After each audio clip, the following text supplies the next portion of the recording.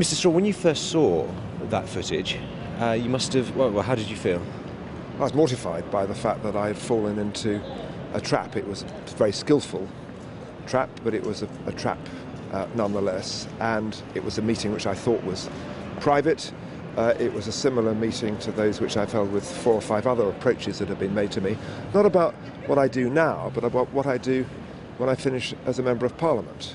But that's how I felt. But I also want to emphasise that in the 36 years in which I've been a Member of Parliament, I've acted with complete probity and, I believe, integrity as well, and I shall continue to do that in the future. And so far as my outside activities during the period as a Member of Parliament are concerned, there's been the fullest and most thorough declarations of all of those.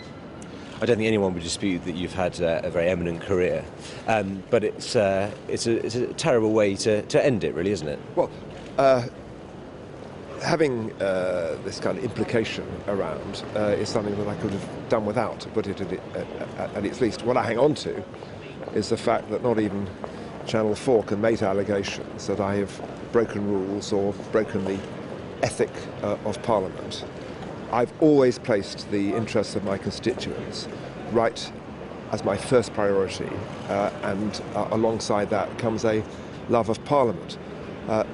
This was not the way in which I expected to be spending my last few weeks in Parliament, but I've done nothing wrong. I think quite a lot of people think I've done quite a lot right. I fought very hard for my constituency, and this was simply about what I might do when I finished. It was an elaborate, very clever deception that was set up, and in the end, if the confidence trick is elaborate enough, it might work.